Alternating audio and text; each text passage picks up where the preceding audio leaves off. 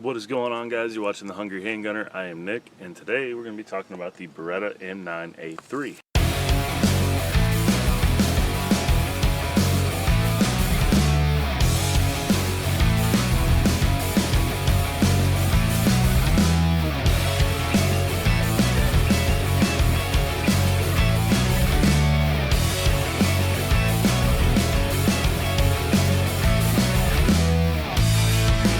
So, got it right here.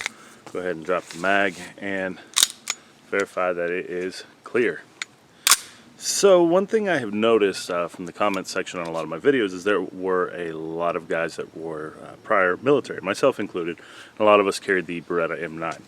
A range of experiences with that pistol, depending on where you were at, what sort of gun you had, how worn out it was, what sort of magazines you had, etc. So I actually do have my regular Beretta M9 out here today, and we will be kind of comparing these. This gun there's no round in the chamber, but the magazine is in. So we're going to do a close-up and go over some of the differences between the regular Beretta M9 and the A3. Yes, I know there is a generation between this one and this one, the M9A1. I don't have that one out here to show you guys, but we'll make some mention of that when we get up close. So I think what we'll start off doing, though, is just kind of give you guys a look at what's inside the box of the M9A3, and then we'll talk about the changes between the regular M9 and this one. So I don't really have a good way to do this tabletop because of how tall my table is. I won't be able to see, make sure my camera is doing it, so we'll just do it right here. The box looks very reminiscent of an ammo can. In fact, I think it is a plastic ammo can that they have branded. So you open the top, you've got the gun. You've got a couple extra magazines over here and your documents and stuff, and then you get confused on the camera, and then some other stuff here that we'll go ahead and look at. So you have your obligatory gun lock and instructions for the gun lock, and you also have a grip, which we'll look at closer on the table, but it's an overmolded Hogue style grip that we'll talk about. It does come with the 3 magazines. They are 17 round magazines. They do have a PVD, physical vapor deposition coating on them. That is good for a number of reasons we'll talk about when we make the comparison. And then you have the regular, the actual Beretta M9A3. And then, let's see here. They have a little pouch with some orange O-rings. We'll talk about those in a second. So that's going to be it in the box. Now let's compare these two guns. Now, when you look at this gun, it is clear. I'll go ahead and drop the slide. It is apparent that there are several differences between the original M9. So, number one, we'll just start with the first thing that jumped out at me is this Vertex style grip. It's vertical. It doesn't have that signature Beretta hump to it. A lot of shooters with the M9, people that were smaller statured, had smaller hands, they had a hard time getting around there and getting a good reach to trigger. So this is going to help them, or if you just prefer narrower grips on your handgun, you may actually really enjoy this. Now you're looking at the frame, you do see that we have a tri-slot 1913 section of rail there. Very nice. I think most modern handguns are coming that way. It wasn't as big of a deal in 1985 when this one was adopted, but now it is. And they did have a generation between this M9 and the A3 with the A1 that had a single slot 1913 rail on it, along with a couple other improvements. We do have an extended mag release here. That is very nice. This one is clear as well, so we'll go ahead and drop a slide on it. I had a hard time with a firing grip. I mean, there was just no way I could get to that mag release, and I actually can get to it here. So that is cool there. Now what we do have here on the safety and decocker is on the regular M9, you can see that that is at a straight 90-degree angle. And inadvertently, when people would go to rack the slide on this gun, it was not uncommon to actually engage it while racking the slide. So come back with a hammer down, which wasn't the big issue, but it was this dead trigger. So that was a big issue. I know it did happen to me a few times in training exercises. This one is actually at a little bit of an offset. I believe it's a 10-degree offset now that it's got, to hopefully if your hand does catch on it, it's going to try to keep lifting it up instead of putting it down. So a good improvement there. I do have the G series decocker only that I will be putting on here. That's the way I prefer. I don't really need a safety on this gun. if I were going to carry it, I'd carry it like that anyway. Moving down to the muzzle end, we do have a threaded barrel. Go ahead and take this thread protector off and show you guys what the O-rings are for. So as you can see there is that little orange O-ring. Beretta included those to keep this thread protector from walking off. So that is a nice touch. It has worked good so far. I don't have a whole lot of rounds through the gun yet. This isn't really a review, it's just a first look. And you have extra O-rings. So if you have an issue with those, you have extra, as it says, remove O-ring for suppressor use. One of the cool things about Berettas, because it's not a tilt barrel design, it just kind of moves back and forth, you can mount a suppressor directly on here without the need for a booster. So that is cool. Can't really speak to that yet, but that is that. Do have, obviously the color is very different on here than the original M9. So it's kind of a mix of colors going on. You've got the slide, which is one color, the frame, which is another color. You got your black accents, which I think look cool, and then your grips are even slightly different than your slide. Not a bad feature. I like the color. This is like a Cerakote up here, and this is actually anodized on the frame. So very cool. You got some improved grip checkering and stuff here on the front strap and the back strap. And while we're talking about grips, you do have this overmolded piece. Take out your grip screws on both sides and take those panels off. This actually has internal panels that will replace those. And then this obviously isn't going to be a true representation because the other panels are on there. But if you are a fan of the Beretta hump, or you actually want more meat in your hands, this is a good way to go.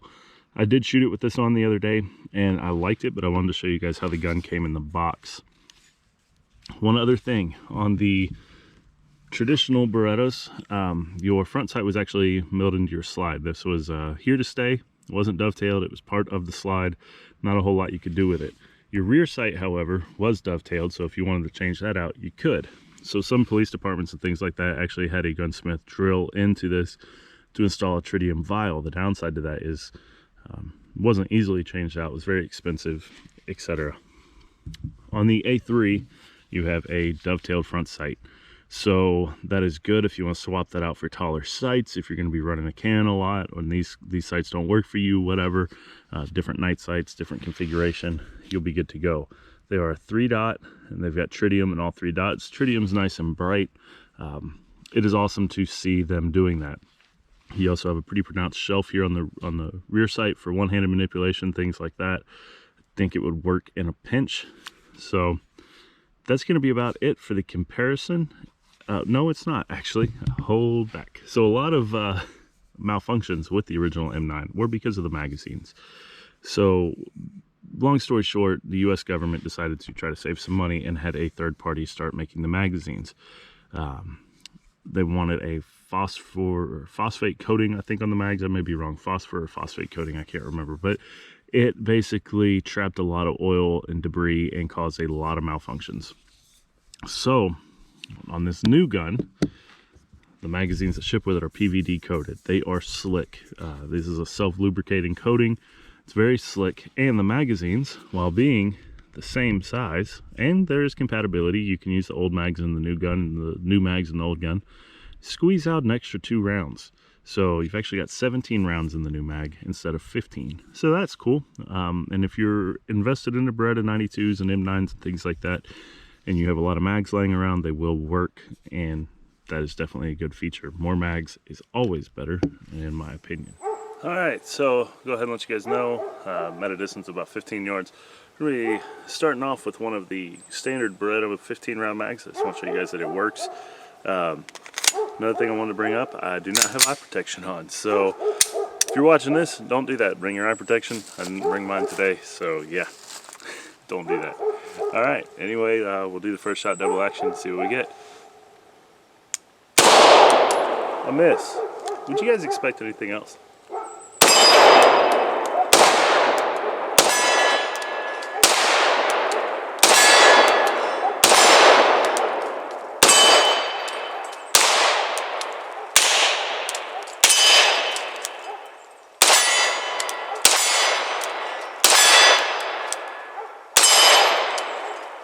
Yeah, it's a 15 rounder. Let's see what else we got floating around here. Do another 15 rounder.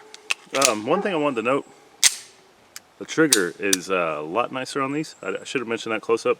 They use a D-series spring, it's a little bit lighter. So your double action trigger pull is a little bit smoother. I haven't noticed as big of a difference on single action, but the double action pull is definitely a lot nicer. So we'll give this double action shot another try. There we go.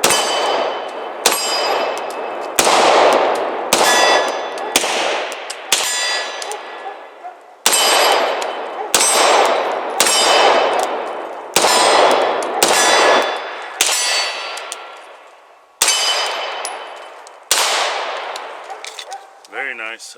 Mags drop free. Much improved version over the original, guys. I'm really liking that. All right, now we're gonna go to one of these 17 round mags. One thing I will note: these things shoot out of here, even when empty. Well, not so much of a full, but you can hold it at a 90-degree angle, hit that mag release, and it's like they fly out when they're empty. We'll show you guys after we finish these 17. I think it just auto forwarded on me. It did, and it chambered around. Keep note and see if it does that more as time goes on. I said not a full review today. All right.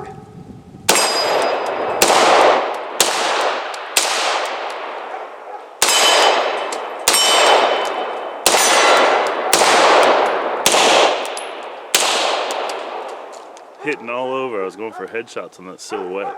Hitting all around it.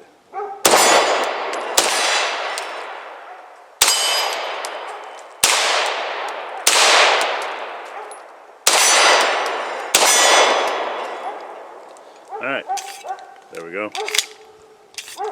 Telling you, that PVD coating works wonders. Alright guys, when I come back out for the full review, I'll have the other grip on it, and stay tuned for that. I'll let you know what I think about each grip style.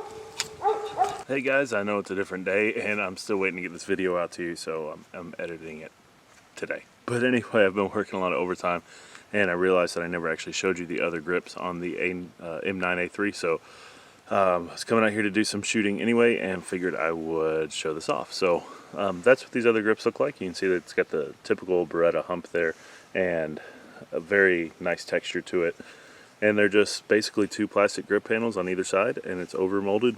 Put it back with the original grip screws, and it does feel the hand a little bit better. I have noticed I shoot the gun better with these grips, so next time I do a video on it, I will bring it out with these on there. So when I actually do the full review, these will probably be the grips that are on it.